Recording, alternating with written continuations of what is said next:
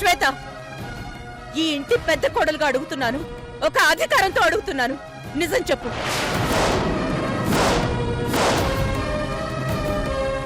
నేను ఇంటి చిన్న కోడలక్క. నాకు అధికారం లేదా?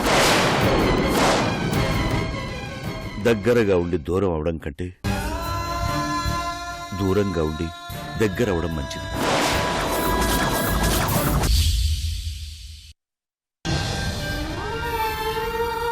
ఇప్పుడు నీకు మనశ్శాంతిగా ఉందా? నీ కళ్ళు చల్లబడ్డాయా? సంతోషంగా ఉందా? ఏం ఆశించి ఇదంతా చేశావు? దీనికోసమేనా నువ్వు మా ఇంట్లో అడుగు పెట్టావు? నీ గురించి మేము ఊహించుకున్నదేమిటి? ఇప్పుడు మేము చూస్తున్నదేమిటి? కుటుంబం ముక్కలైపోతుందని కల్లో కూడా అనుకోలేదు. ఇదంతా నీ పుణ్యమే తల్లి.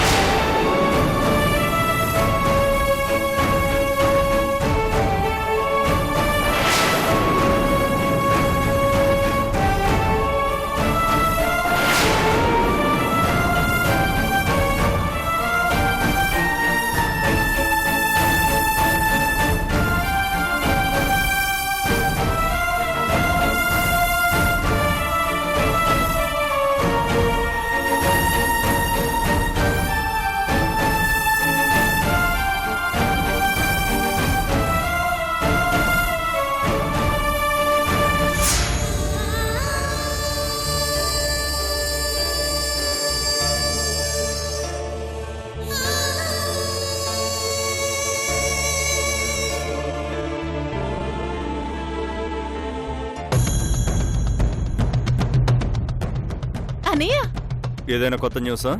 నువ్వు పెట్టిన లిటిగేషన్ మామూలుగా వర్కౌట్ కాలేదు. లంకలోని సైన్యం ఆంజనేయుడు తోకకి నిప్పు పెడితే ఆంజనేయుడు ఆ నిప్పుని తిరిగి లంకకి పెట్టినట్టుగా వర్కౌట్ అయింది.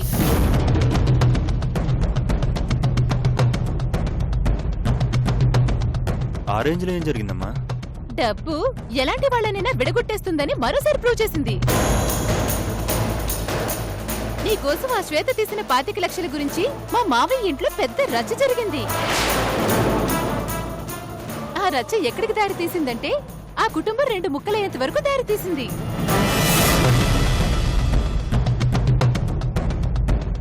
సొంత అక్క చెల్లెల్లా కలిసున్న శ్వేతా సునందల్ని విడదీసేసింది. ఆ శ్వేత ఇన్ని రోజులు సునంద సపోర్ట్ తీసుకుని రెచ్చిపోయింది. ఇప్పుడు దానికి ఆ ఇంట్లో ఎవ్వరి సపోర్టు లేదు. అభిబావకి నాకు రూట్ క్లియర్ అయిపోతుంది. Very good. This is the right time. శత్రువు బలం తగ్గినప్పుడే మన బలం ఏంటో నిరూపించుకోవాలి. దాన్ని ఇంట్లోంచి బయటకు గెంటేయడానికి ఇదే మంచి అవకాశం. వెళ్ళి దాని జీవితాన్ని బయట పెట్టేద్దామా? వద్దు, మనమే చేయాల్సిన అవసరం లేదు. దాని జీవితాన్ని అదే నాశనం చేసుకుంటుంది. ఎక్కిన కొమ్మని అదే నరుక్కుంటుంది.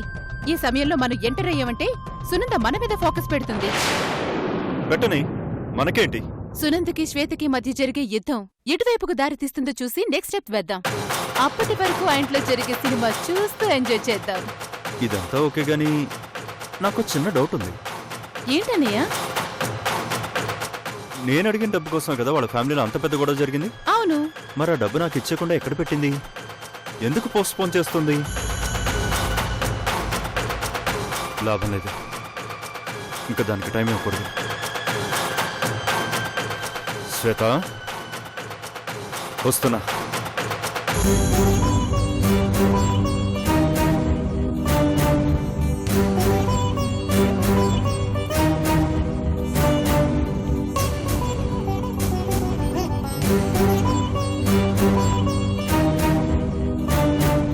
అలా రాయిలా మౌనంగా ఉంటావేంటి?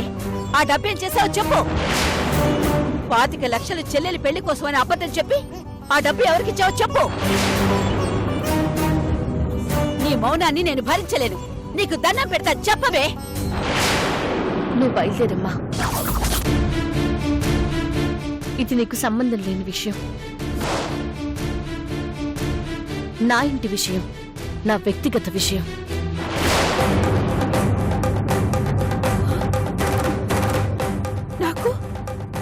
నాకు సంబంధం లేని విషయమా?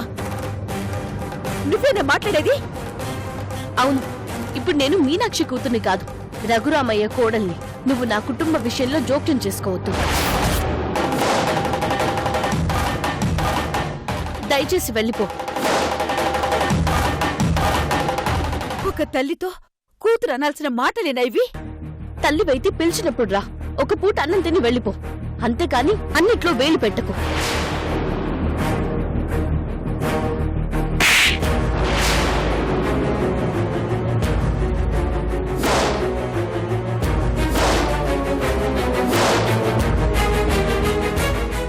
ఏం పట్టిందే నీకు? దేంగాని పట్టిందా? నోటికి ఎంతొస్తా తనేడివేనా? గొప్పింటి కోడలనయ్యానని గర్వం పెరిగిపోయిందా? పెద్దింటి దాని వైపోయావని పొగరు పట్టిందా? ఒసే నీ వల్ల బంగారం లాంటి కుటుంబం ముక్కలు కాబోతోందే. నిన్ను దేవత అని నెత్తిని పెట్టుకున్నందుకు ఇంత ద్రోహం చేస్తావా? చిచి! నువ్వింతలా మారిపోతావని, నీ కళ్ళు ఇంతలా నెత్తికెక్కుతాయని నాకు ముందే తెలుసుంటే ఈ ఇంట్లో నీ పాదం పెట్టించేదాన్నే కాదు. పెళ్లికి ముందు ఆ కుజదోషం ఏదో నేనే రాయించి పెళ్లి ఆపేసుండేదాన్ని. చెడిపోయిన ఒక ఆడపిల్లని చేరదీసే దేవుడు దొరకడం నీ జన్మల అదృష్టమే. ఆ అదృష్టాన్ని కాలదనుకునే నీలాంటి దాన్ని ఎవరు బాగు చేయలేరే. ఈ ఇల్లు 2 ముక్కలైపోతే ఆ పాపం నిన్ను ఊరికే వదిలిపెట్టదు. ఇది నీ తల్లి నీకు పెడుతున్న శాపం అనుకో. నిన్ను చూడాలంటేనే నాకు అసహ్యంగా ఉంది. ఛీ!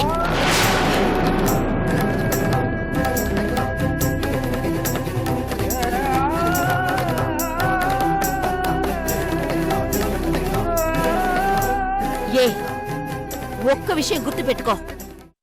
ఈ కుటుంబం విడిపోయే పరిస్థితే వస్తే నువ్వొక చెడిపోయిన దానివని అందరికీ నేనే చెప్పేస్తాను గాని ఈ కుటుంబాన్ని మాత్రం విడిపోనివ్వను.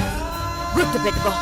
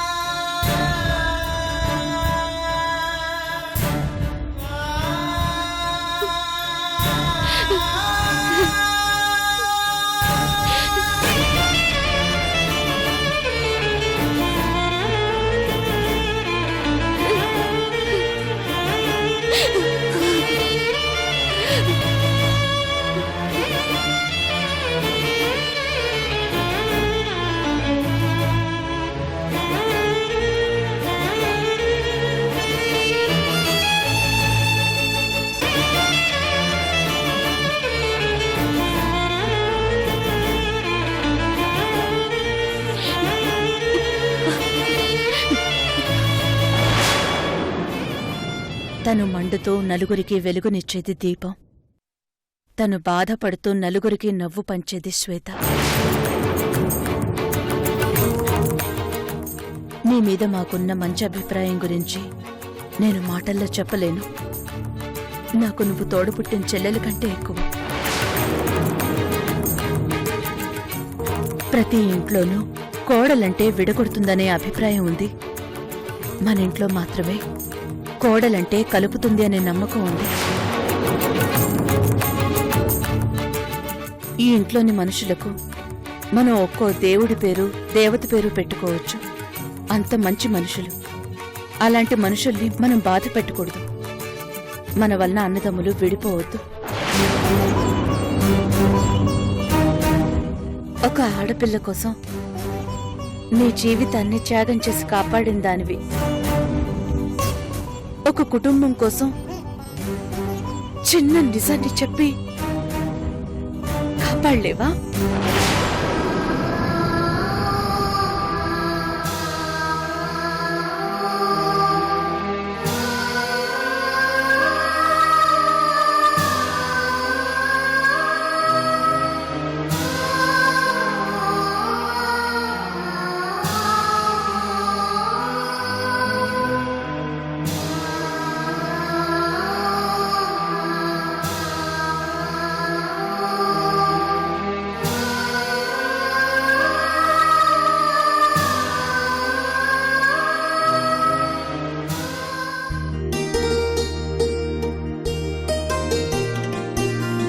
వంశీ, మంచి హారర్ మూవీ వచ్చింది, వెళ్దామా? అంతకు మించిన హారర్ మూవీ మన ఇంట్లోనే చూస్తుంటే ఏంటి, మన ఇంట్లోనా? అదే సిస్టంలో.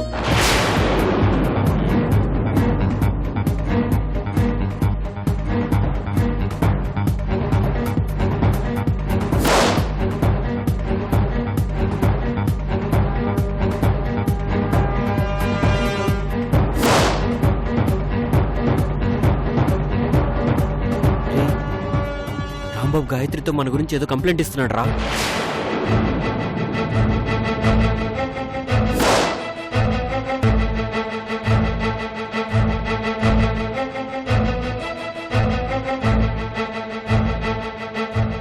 వీడెందుకు వచ్చాడు?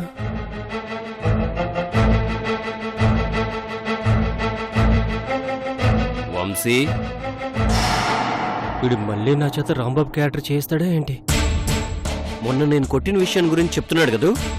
ఆ రోజు కొట్టింది వాడిని కాదురా, నన్ను. ఏదేమైనా చేయి చేసుకోవడం మంచి పద్ధతి కాదురా. సారీ చెప్పొస్తా. నువ్వు ఆగు.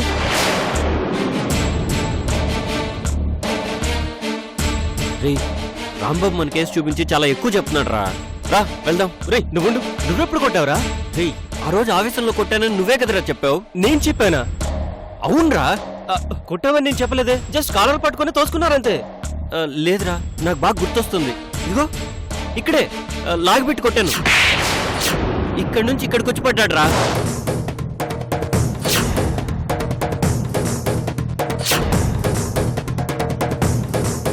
ఇక్కడి నుంచి తోసాను. ఇదిగో ఇక్కడ ఇక్కడ 4 పంచులు ఇచ్చాను.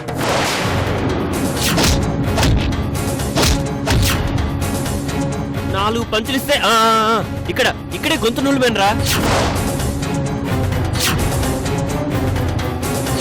నన్నది మాత్రం గుర్తు రాలేదన్నమాట.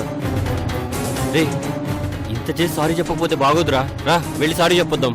రే ఆగురా, ఆగు. వీడు సారీ చెప్పాడంటే గాయత్రికి మ్యాటర్ మొత్తం లీక్ అయిపోతుంది. ఎలాగైనా ఆపేయాలి.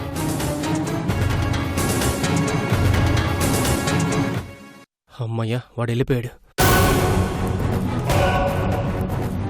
గాయత్రి, రాంబాబు గారు ఏం చెప్పారు? గేట్ ముందు కార్ పెట్టినందుకు సారీ చెప్పి వెళ్లారు. అంతసేపు ఈ చిన్న మాట చెప్పాడా? ఈవినింగ్ వాళ్ళ పాప బర్త్డే అంట, ఇన్వైట్ చేయడానికి వచ్చారు. నా వైపు చూపించి ఏదో చెప్తున్నాడేంటి? మీకు కూడా చెప్పమన్నారు అంతే. అలాగా? పాపం రాంబాబు గారు మంచోడ్రా. నేను కొట్టిన విషయం అసలు పట్టించుకోలేదు. పంచులు నాకు పడితే వాడెందుకు పట్టించుకుంటాడు?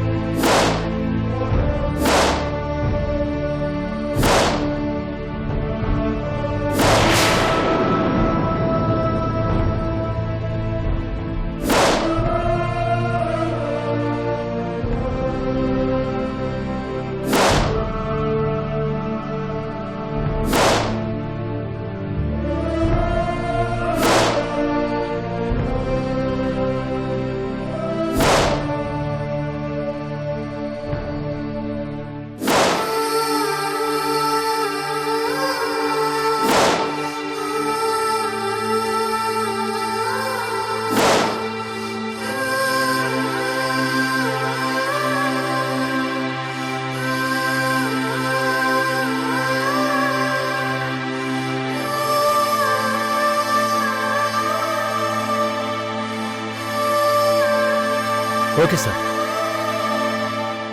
వీలైనంత తొందరగా పంపకాలు జరిగిపోవాలి. చిన్న కొడుకును కూడా రమ్మని కబురు పెడతాను. అందరికీ సమానంగా పంపకాలు జరగాలి. అలాగే సార్.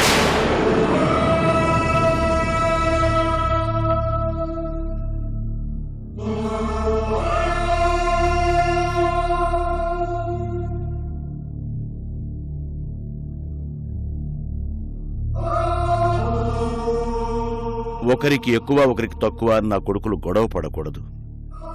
పంపకాల దగ్గర వచ్చే తేడాలు రఘురామయ్య పెంపకాన్ని అవమానించేలా చేయకూడదు.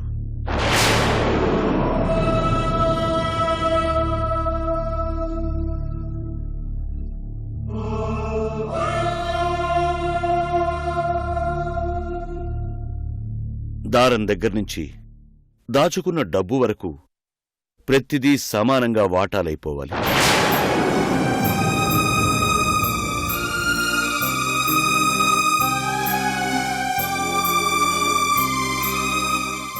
అలాగే సార్, వెంటనే ఏర్పాటు చేస్తాను. మంచిది.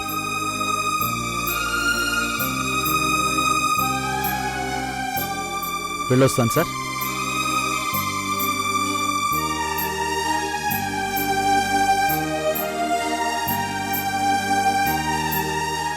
ఏమండి,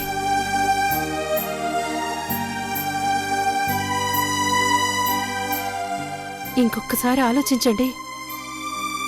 కోర్టులో ఇలాంటివి కొన్ని వందల కేసులు చూశాను శకుంతల. నా ఇంట్లో చూడటం మొదటిసారి.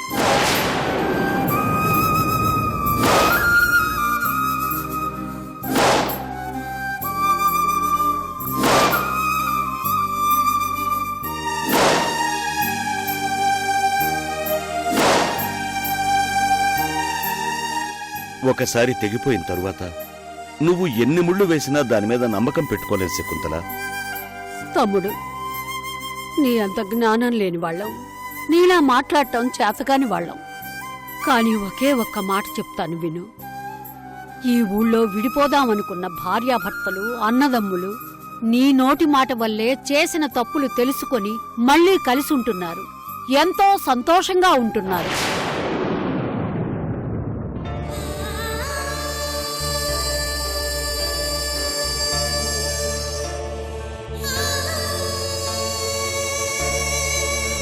ఈ రోజు నీ కుటుంబమే ముక్కలైపోతే ఆయన గారి కుటుంబమే బాలేదు, ఇంకా మనకేం న్యాయం చెప్తాడని ఒక్క మాటతో నీ గౌరవాన్ని గంగపాలు చేస్తారు. నీ ఇంటి మీదకే రాళ్లు రువ్వుతారు. రువ్వని అక్క, నాకు ఈ వయసులో ఇలాంటి అవమానాలు భరించాలని రాసిపెట్టుంటే ఏం చేస్తావు?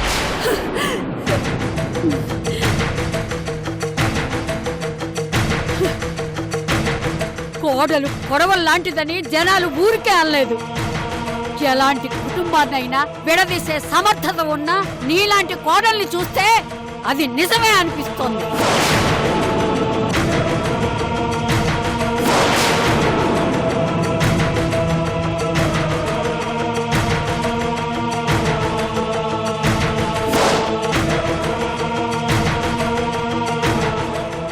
చాలమ్మా, నీ బంగారు పాదాన్ని మోపి బంధాల్ని విడగొట్టింది చాలు.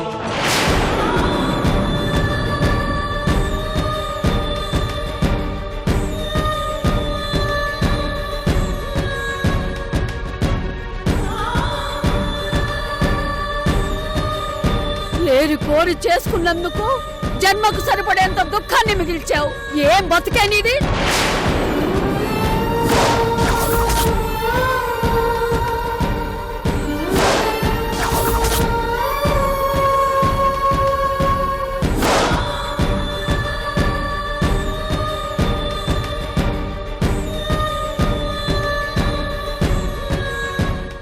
కూతుర్లా చూసుకున్నందుకు నా కుటుంబాన్ని విడదీస్తావా?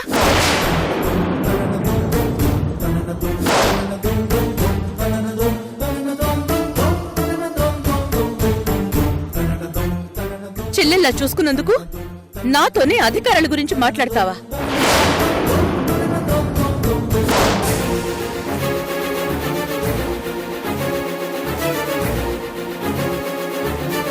ఇంతమందిని క్షోభ పెట్టి బాగుపడతావే. కాపండి, ఇంకాపండి.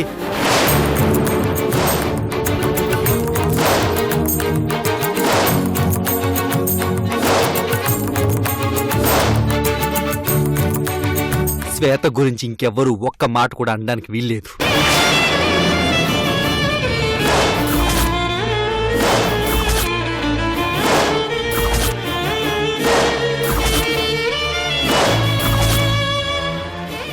తమ్ముడు కుటుంబంలో శనిలా దాపురించింది. ఇలాంటి దాన్ని ఎందుకు అనకూడదు? అత్తయ్య మీరు ఏమన్నా అనాలనుకుంటే నన్ను అనండి.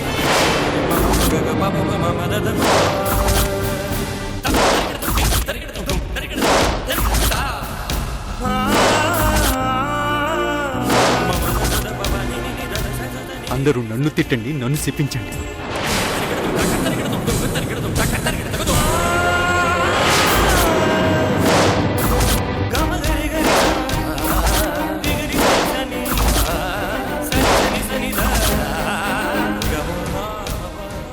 ఎందుకంటే తప్పు చేసింది నేను.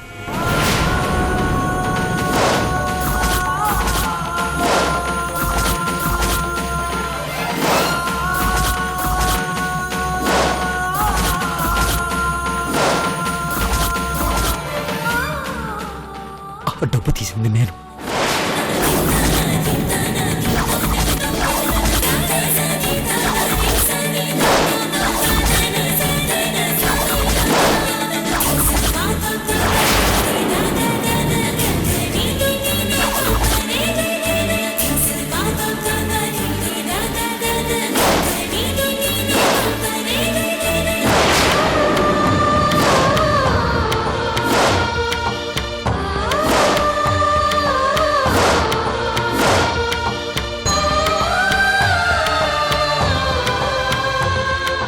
వానపాములా ఉండేదానివి ఒకేసారి నాగుపాములా బుసలు కొట్టావేంటే?